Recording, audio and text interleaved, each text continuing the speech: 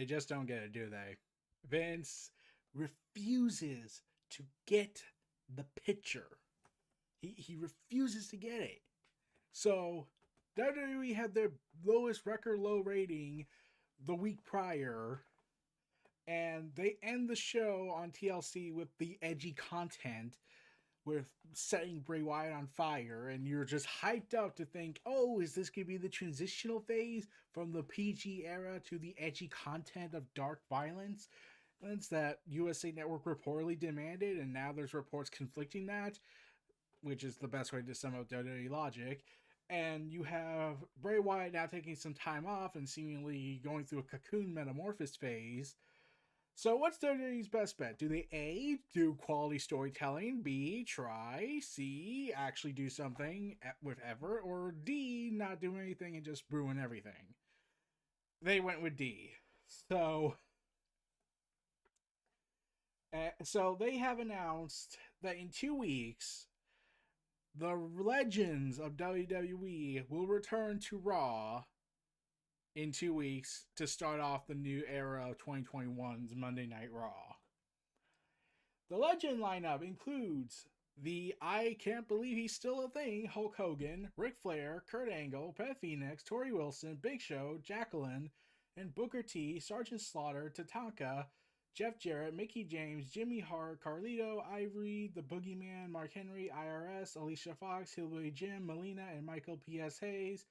These were also shown, but were not named. So, uh, so we're right back where we started with this. So basically, they just said get everyone that has done a 3 million rate, got a 3 million viewership. Like that's gonna really fix everything. This is the problem I have. So you're going to go ahead and once again prove that you don't care about the future and rely more on the past and not even use the past wrestlers or veterans to at least do a promo work with the younger guys and get them over because that would be an endorsement and we can't have that now, can we? But yeah, this is just the continuing microcosm of why WWE has essentially fallen apart on the scenes with their talent. Like you have Ricochet breaking down in tears, cutting a promo about how he can't deal with this anymore and how that something's got to change. And at this point, I'm convinced he's having a mental breakdown because look at what WWE's done to him. And you have Randy Orton being creeped out by Bray Wyatt. So, yeah, we're really stuck with this. We're really going this route where we're going to bring in the legends and then what? Because this is the problem. I have no problem with nostalgia and special mainstream attraction. The problem is, whereas AEW is like, hey, let's bring in the legends and veterans of wrestling's past, and have them do some insane stuff just to promote the show. But let's also tell stories with the guys we got, the younger generation of wrestlers, and showcase their abilities, and have them probably work with some of these guys, and we could make new stars out of them, drawing more viewers. The legends bring them in, the new generation of talent keep them. That's how you should use them. But no, they're like, no. WWE's like, no, we can't do that. That requires effort. And I've said this. The people carrying the WWE now are just Drew McIntyre, Roman Reigns, and Bray Wyatt. They're the only people carrying the WWE at this point. NXT also, like, as much as hardworking NXT is, they are not doing well in the ratings, especially since their main subjective goal is to go out to take out AEW, which has marginally succeeded. Like they're not at a consistent million views, even though it's kind of reaching that point because now they've reached they're getting a rather consistent 800,000 to 900,000 viewership, which is well and beyond the viewership requirement that TNT asked for. So yeah, they're kind of failing at that. And the only reason they have not been knocked off the air, despite having 600,000 viewerships or 500,000 viewership, is because USA Network wants TNT to fail. I don't. So they basically have enabled Vince to do this. And then you gotta remember, oh my god, these guys are super old and everything and whatnot. There's a lot of super old veterans. So you're going to get these veterans to come to a WWE place which has a recorded history of infected rates of COVID-19 because, it's just a myth, right? It is just a flu, right? Because Vince is a moron. Like, how many outbreaks has he had in the last, I don't know, 3 months? Two? And that's not counting 4 outbreaks that broke out this year for him. And yet they have not been shut down because they bribed the government, I believe. Like, it was just timing, probably. But let's be real. If Vince wanted to do it, he'll do it. Especially since his wife is very well connected in politics. But yeah, this is so freaking frustrating that and risky to the legends involved who are past their prime and aren't as healthy as they used to be, especially when they worked in this professional field. All due respect to that, but like now they're told, okay, so we can't take you by plane because all the planes are shut down and because there's a virus. But you could drive and spend your hard-earned money to our place to just come here and do a promo or two, or just be in a backstage skit, and then leave and never come back after like probably 2 more years. We'll see you then. Like WWE is probably going to get a boost in viewership a little bit. They're not going to turn the needle. And you want to know the damning part about this event?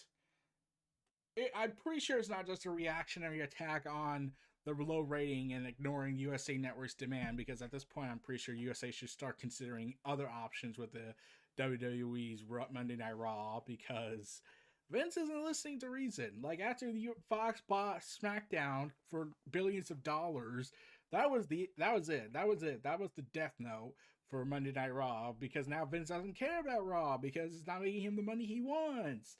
Instead, he has to care more about this brand because, having both brands succeed is clearly impossible. And they did the Bobby Lashley sister segment just to emphasize they didn't care.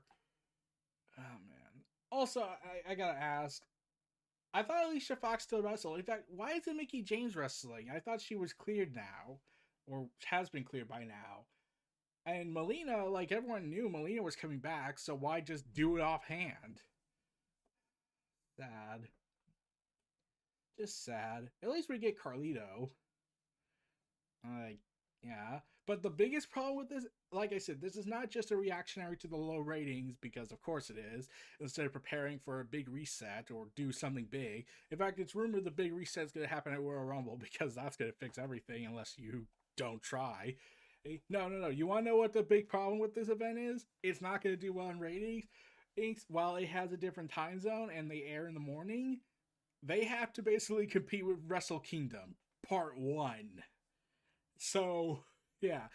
January 4th is also the same day that Wrestle Kingdom Night 1 airs.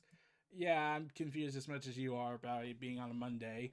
But, irregardless, WWE Raw has to essentially compete with Wrestle Kingdom. They are screwed. And I'm pretty sure that's going to affect the viewership even worse. If they had a Tuesday episode, they would have been screwed too, because Wrestle Kingdom is a 2-night event. Oh, I feel so sorry. Actually, I don't feel sorry for Vince. At this point, I'm kind of with the idea that Vince has lost his mind, trying to repeat the cycle over and over and over and over and over, to the point he has poisoned the well beyond comprehension. It's just, these are like, these legends should be telling Vince, hey Vince, you do realize you can't keep coming back to us every time when you fuck up? I'm like, I know the money's tempting, but like, yeah. So, yeah, we're right back where we start with this.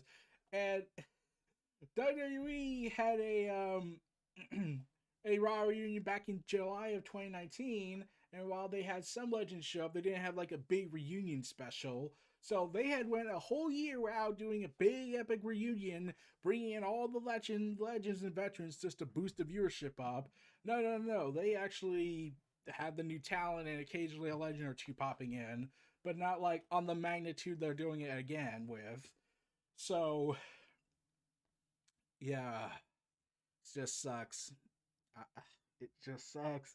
And several YouTubers on wrestling Twitter and YouTube all predicted this was gonna happen. That once once the viewership starts going down, and once USA starts knocking on their door, say try, Vince will be like, I don't want to try, damn it. Just bring in some legends. This is not SmackDown. And it's not like you're gonna have these guys go and get bumps in the ring. Like, you have a policy enacted where they can't do that. Like, at best, you'll have Mickie James, Melina, Carlito do something, but that's 3 people out of what, over over a dozen people. And I'm amazed they did not get tempted by calling Mark Calloway, and they didn't call Brock Lesnar, and they didn't call Ronda Rousey, because we all know that was probably tempting them. So at least they have some sensibility not to bring in Undertaker. Brock Lesnar and Ronda Rousey, I like the still 2 weeks. We could probably get that. I don't know what to do at this point. I was hoping for dark, violent content, aka Bray Wyatt running Monday Night Raw, because that's essentially what they translated it to. Oh man, and it's not held. And like I said, there's the virus, and these guys and the older guys are more susceptible to it. Oh, also Beth Phoenix could probably do some wrestling, but moving on. But yeah, a lot of the veterans past their age and can barely move these days. These are going to a place that gets constantly hotspot infection rates, with the virus now mutating in the UK and spreading like crazy, which is sad and concerning. And I'm pretty sure we're going to be right back where we started with 2021. God. So we'll have to see where that goes. Hope the virus goes nowhere and just dies.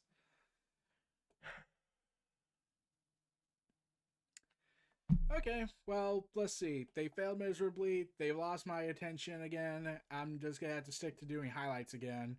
So I'll be watching AEW and how they've actually handled veterans, like, in a much more professional manner. So this was Neo Reality, the WrestleVerse. Feel free to like, comment, subscribe. Check out my other YouTube channels below. Oh, in the description. We're right back where we started with Monday Night Raw. And stay safe out there, man. Stay safe out there. Peace.